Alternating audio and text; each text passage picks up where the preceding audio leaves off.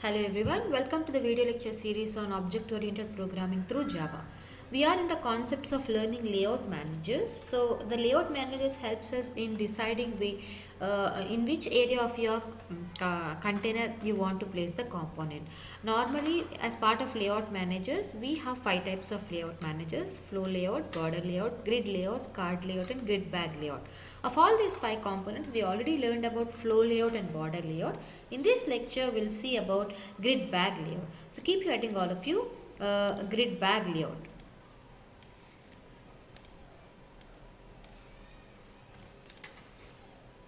So what is the use of this grid bag, keep hearing all of you, grid layout.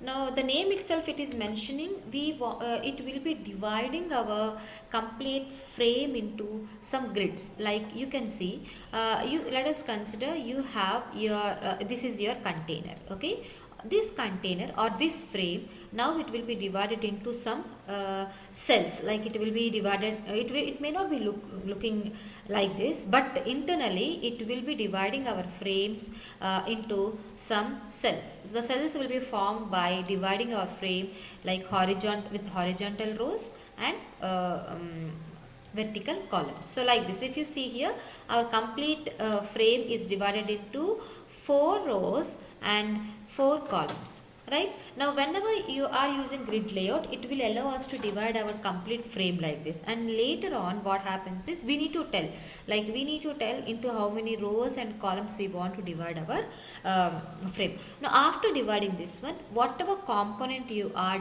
creating, let us consider you have created one label. Now, that label will be placed in the first cell. And second, if you have created another, let us consider a button is created. Now, that button will be placed in the second cell. See here, we can't tell in which cell you want to place the component, that we can't do, but here we can only tell like into how many rows and columns you want to divide your frame. Once it is divided, now to have a uniform alignment, it will be helping you. So first in each cell the components will be placed. Now to achieve this one, the constructor or the class what we are going to use. So in grid bag layout, the class that is available for us is, the class name is grid layout class. Okay, and we have two types of constructors. We have three types. The first one is without parameters. Now in this, what happens is all the complete frame will be considered as one row and one cell.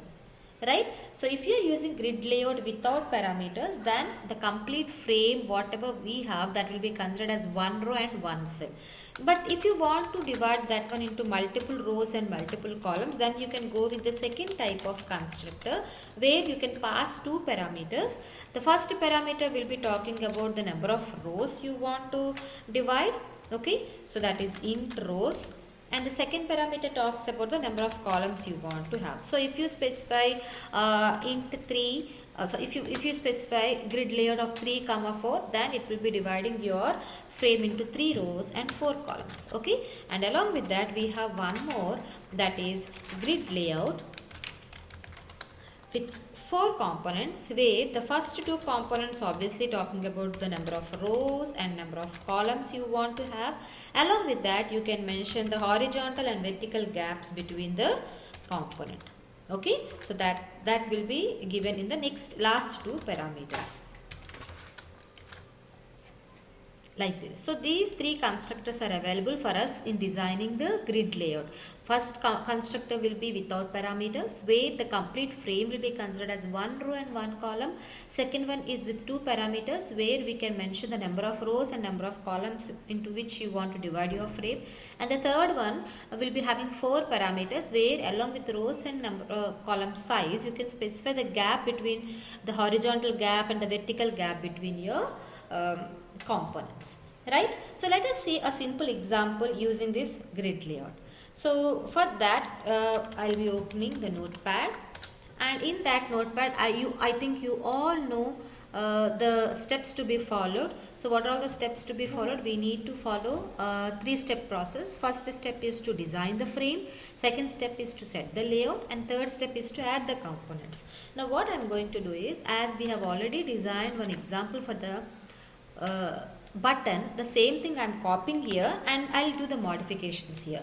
So let me show you. See, we have to import the package, and then let me call my program name is grid layout, okay, ex, for our example, okay, grid ex. Now I have created one class, and it should extend the frame, or else you can use the frame class. It's up to you. Now in the main method I am creating the frame. You all know I am creating one frame, and after creating the frame we need to set the size of the frame, and then we need to set the visibility of the frame. After that we need to set the layout. So to set the layout, what is our layout now?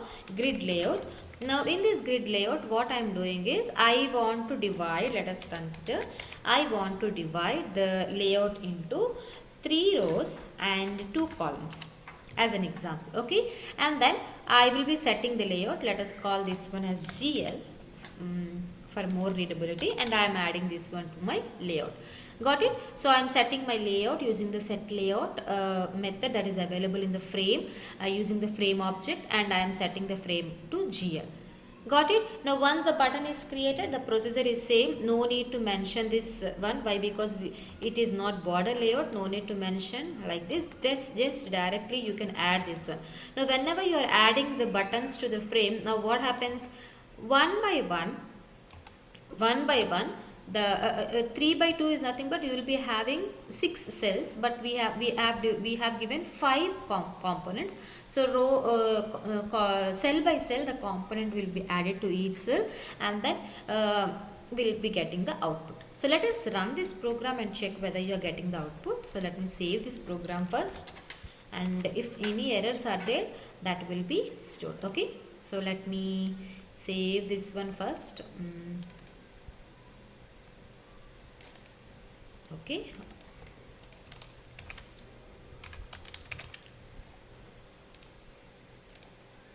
so I have saved this program, and now I want to compile my program. Now to compile the program, what we need to do, we need to use the command called javac grid ex. So if any errors are there, that will be displayed here. If no errors are there, so we can jump into the execution.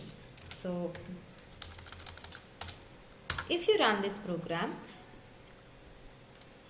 you can see here, as I have mentioned, my frame should have 3 rows and 2 columns. So that's why it has created 3 rows and 2 columns, right? And if you can see, first button is added into the first cell, second button is added into the second cell, and third button is added into the third cell, like that. So here we can't decide like 1 should be placed here, 4 should be placed here. That decision we can't make.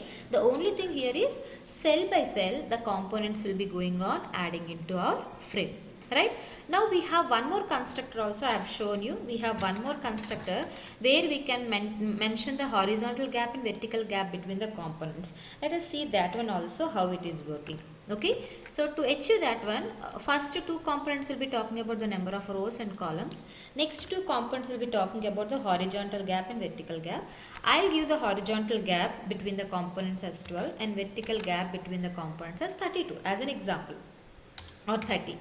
Okay, so let us save this program and run once again. So what we need to do, we need to compile again and we need to run this program. Now if you can see, there is a gap between the components. Did you see earlier we got an output where the components are very close enough, but now there is a gap between these two, right?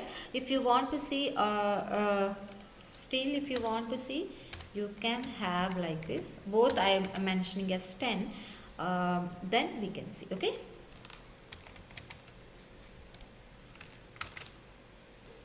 Once again compile the program and check the output. I think you can see now the space between is little bit like this, uniformly the space has been given. So this is first button's fourth button like this. So horizontal gap and vertical gap will be allowing us to maintain the gap between the components. If you are not giving any horizontal gap and vertical gap, then there will be no gap between these components, right? So this is about grid layout, but one thing you need to understand here is we can't decide where the component to be placed. It will only add the components one by one into the cell, right? So this is about the grid layout. I hope you all are clear with this concept. So in the next class we'll see about card layout. Let us all meet in our next lecture. Do practice these examples. Without practice you can't understand these things. Let us all meet in our next lecture. Thank you all of you.